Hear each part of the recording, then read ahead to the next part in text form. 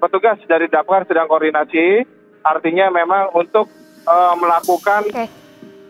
Saat kejadian begitu ya Bongga di pukul 23 lewat waktu Indonesia Barat tadi, apakah masih ada pegawai yang berada? Sebelum saya melanjutkan kisah ceritanya, ayo semua klik like dan subscribe terlebih dahulu agar Mimin lebih semangat menceritakan ya.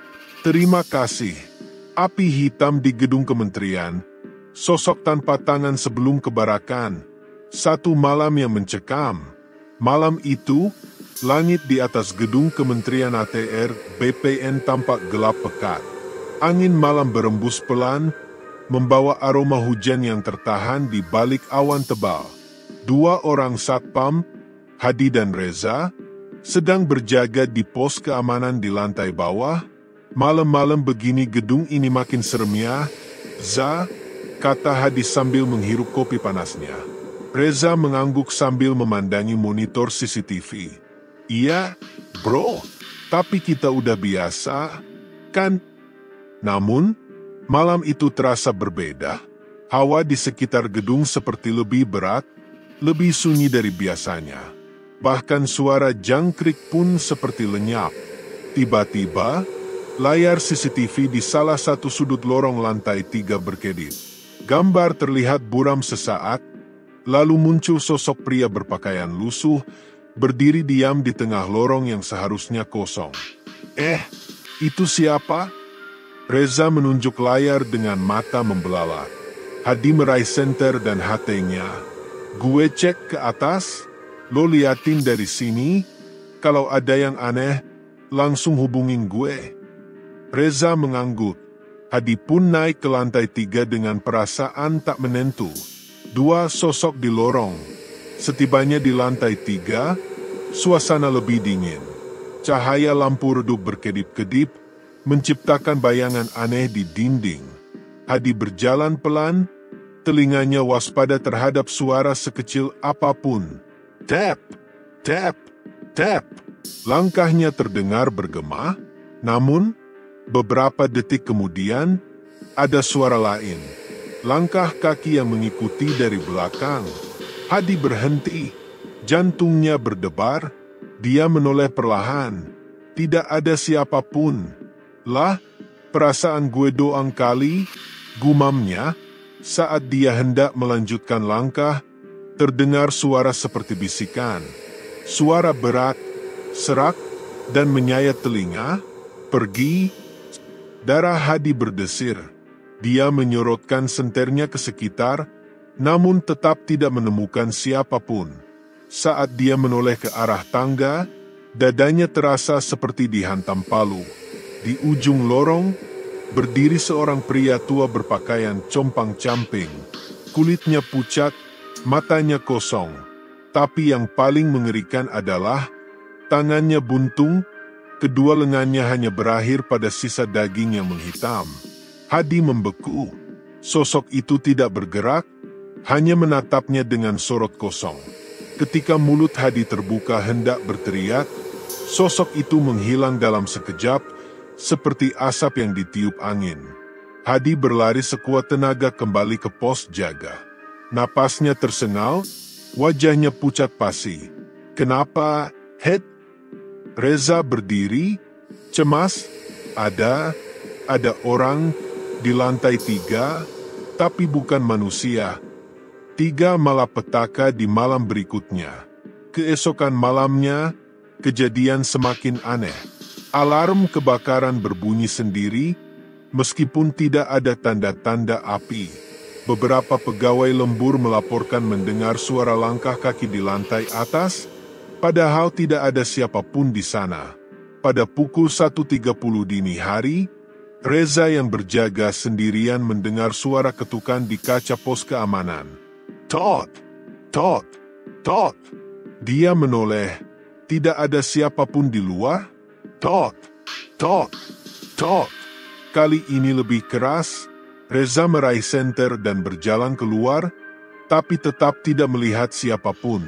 Namun saat dia kembali ke dalam, seluruh monitor CCTV tiba-tiba menampilkan satu gambar yang sama, sosok pria bertangan buntung, menatap tajam ke arah kamera.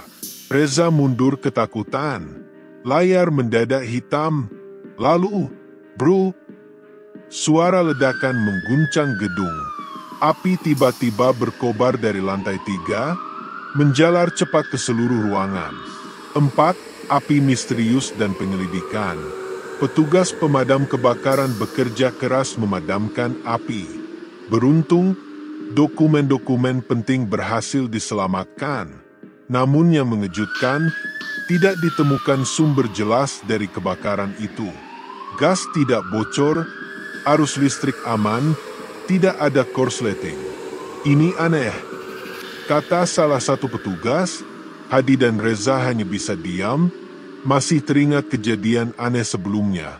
Sejak kebakaran itu, banyak pegawai mengeluh mendengar suara langkah kaki misterius di malam hari. Beberapa bahkan mengaku melihat bayangan hitam melintas di lorong. 5. Kebenaran terungkap. Beberapa minggu setelah kebakaran, seorang pensiunan pegawai datang ke kantor. Dia tampak gelisah dan membawa sebuah foto tua. Dulu, ada seorang petugas kebersihan bernama Pak Sugiman. Dia difitnah mencuri dokumen penting. Karena malu, dia bunuh diri di lantai 3. Saat ditemukan, tangannya putus karena terkena mesin pencacah kertas, kata pria itu dengan suara lirih. Hadi dan Reza saling pandang. Sejak itu, sosok bertangan buntung terus menghantui gedung. Apakah dia mencari keadilan atau ingin memberi peringatan? Yang jelas, siapapun yang melewati lorong lantai 3 setelah tengah malam mungkin bisa mendengar bisikan mengerikan itu lagi. Pergi. Suara-suara aneh itu semakin sering terdengar di antara puing-puing gedung yang terbakar. Beberapa pekerja yang bertugas membersihkan lokasi mengaku mendengar langkah berat menyeret di lantai yang kini hangus. Ada pula yang bersumpah melihat sosok pria tua bertangan buntung berdiri di antara asap yang masih mengepul. Matanya memerah seolah menyimpan dendam yang tak terpadamkan. Malam itu, Farhan, salah satu petugas yang ditugaskan menjaga area bekas kebakaran, merasa ada yang tidak beres. Udara di sekitar terasa lebih dingin dari biasanya, dan samar-samar terdengar suara batuk berat, seperti seseorang yang tersedak asap. Ia mencoba mengabaikannya, tetapi bulu kuduknya meremang ketika suara itu semakin dekat. Dengan tangan gemetar, ia menyorotkan senter ke arah asal suara. Bayangan hitam perlahan muncul di antara reruntuhan. Sosok pria tua itu berdiri di sana, dengan wajah penuh luka bakar, matanya yang kosong, dan tangannya yang buntung. "Aku masih di sini," bisiknya dengan suara parau. Farhan ingin lari, tetapi tubuhnya kaku. Ia hanya bisa menyaksikan bagaimana sosok itu perlahan menghilang bersama asap yang berputar di udara. Namun, sebelum benar-benar lenyap, pria itu meninggalkan satu bisikan terakhir yang membuat Farhan nyaris kehilangan akal sehatnya. Api ini bukan kebetulan, dia akan kembali. Esoknya, tim investigasi menemukan sesuatu yang mengejutkan.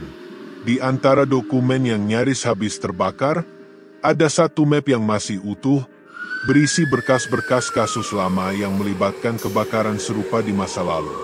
Dan di salah satu foto yang masih tersisa, ada wajah seorang pria yang sangat familiar. Pria tua bertangan buntung itu. Kebakaran ini bukan sekadar musibah, ini adalah bagian dari sesuatu yang lebih besar. Sesuatu yang belum selesai, dan api mungkin akan menyala lagi. Baiklah, sementara ini seperti itu dahulu ceritanya. Ingat like dan subscribe kanal ini agar nanti Mimin bisa uloat lagi cerita lainnya yang lebih seru. Terima kasih.